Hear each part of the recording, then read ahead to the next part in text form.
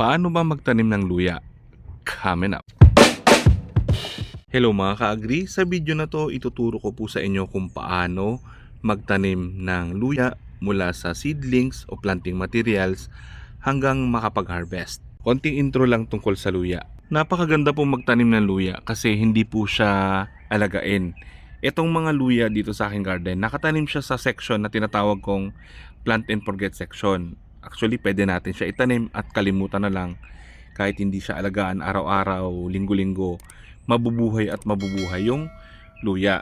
So ito po yung mga tanim kong luya. Ito rin yung mga luyang dilaw. Yan, dito yan nakatanim sa likod ng aking garden. Hinahayaan ko lang. Ito, naharbesan ko na yung mga natira lang na laman ng luyang dilaw yung tumubo dyan. Tapos ito, bagong tanim ko. Yan, actually dalawa yan. Yan. Ang maganda pa dito sa luya, kahit po malilim o partly shaded, pwede tayo magtanim ng luya. Dito sa garden ko, pagdating ng November hanggang first week ng February, malilim. Natatakpan siya ng building, pero buhay pa rin yung mga tanim kong luya.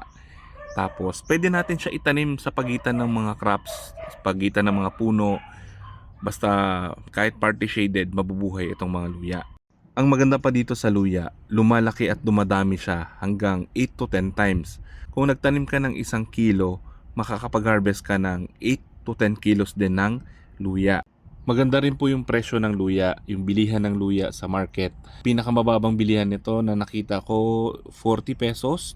Yun yung average na bilihan ng luya. Minsan umaabot siya ng 80, 100 pesos per kilo.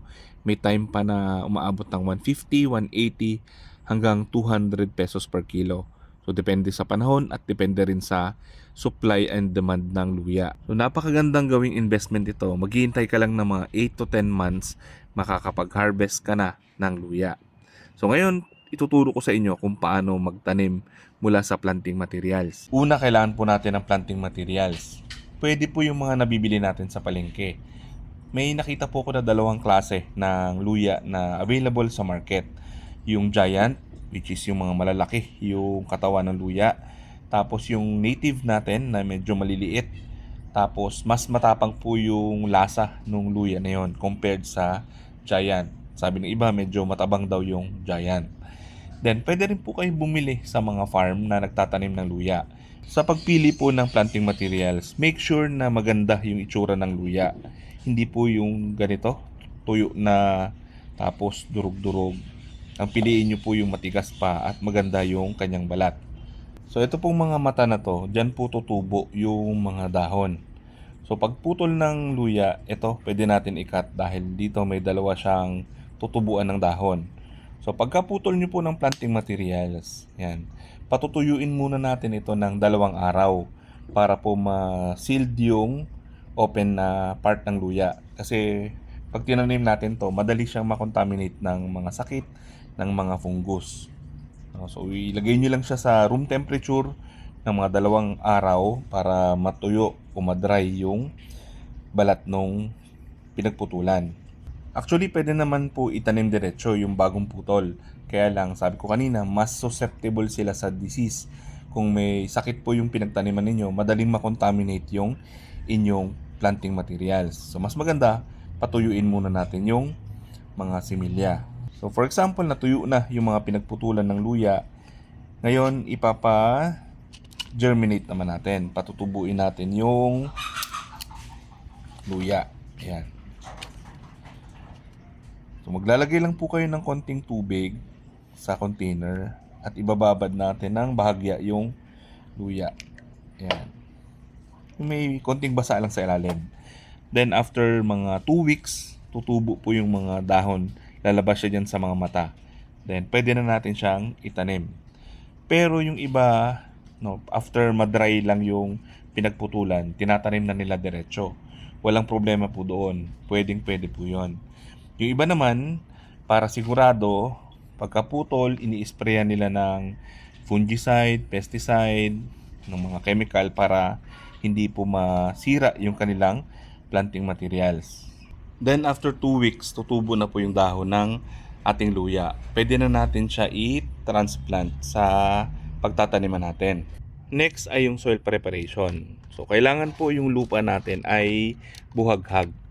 Pino yung lupa na gagamitin natin. Tapos may mga organic matter tulad ng ipa ng palay, dumi ng manok, dumi ng baka, at iba pa. Yan. So kailangan po well draining. Tapos nag-hold siya ng moisture pero hindi siya naiimbakan, hindi nag-i-stack yung tubig. Kasi pag nag-stack po yung tubig dyan, mabubulok yung tinanim nating luya. So ang ginagamit po namin ay 50-50. 50% na lupa, tapos 50% na pinaghalo-halong organic matter. Merong ipa ng palay, merong dumi ng hayop, compost. Next ay yung container. So ito pong luya, kumakalat po ito, gumagapang siya. So kahit po magtanim tayo sa container na medyo mababaw pero malapad, walang problema. Pwede rin po natin itanim yan sa lupa, sa sako, sa mga malalaking container. So dito sa tanim ko, nakatanim siya sa recycled na gulong. Ayan, ito po nasa 7 months tingin ko or 6 months. Ayan. Ang laki na po ng bunga na to.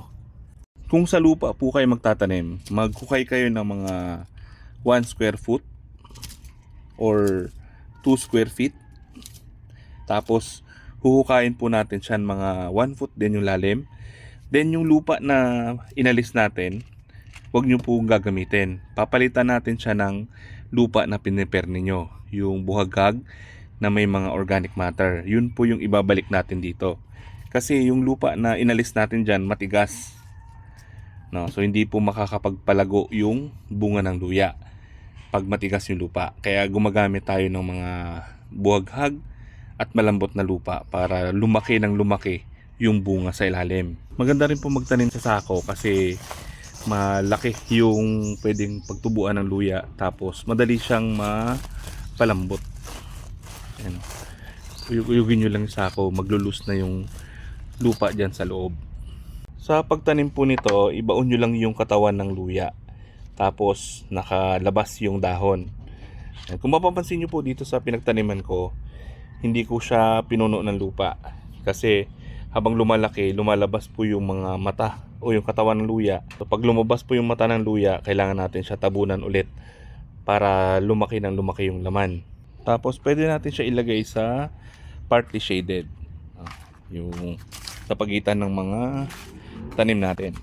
Pwede ko siya ilagay dito sa tabi ng kalamansi. Ang problema lang po ng luya sa simula, yung mga manok, kakaykayin po nila yung mga tinanim natin.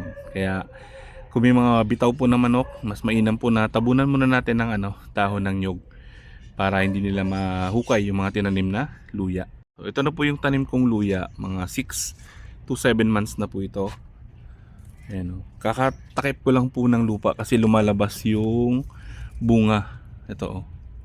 So kailangan natin siya takpan para lumaki ng lumaki yung bunga. So magkakalaman pa siya dito sa bandang taas. So yan po yung technique, kailangan po laging nakatakip yung bunga. Tatabunan nyo po parati. So itong luya po inaabot siya ng 8 to 10 months bago tayo makapag-harvest. So sa panahon na yan, maglalabas siya ng bulaklak. Meron niyang tutubo dyan na parang kulay pula. Yan po yung kanyang bulaklak. Tapos sa panahon na rin yan, makikita po natin dahan-dahan ng natutuyo at nalalanta yung mga dahon. So yan na po yung senyales na pwede na natin siyang i-harvest. Actually pwede natin siya i-harvest ng mga 5 months pa lang. Kaya lang po manipis yung balat ng luya. Manipis, madali po masira, hindi siya tumatagal.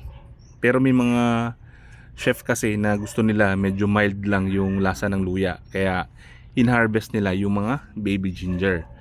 Pero kung mas matagal yung preservation ng luya, paabutin natin ng mga 8 to 10 months. Sa mga nagtatanong kung anong buwan daw maganda magtanim ng luya, ang gawin po ninyo, alamin nyo kung anong buwan ba mataas yung bilihan ng luya. Tapos magbilang kayo ng 8 to 10 months pabalik, dun po kayo magtanim. Halimbawa, ang bilihan sa inyo ng luya pagdating ng December ay umaabot ng 100-150 per kilo. So magtatanim po kayo ng bandang February or April para ang target ninyong harvest ay December.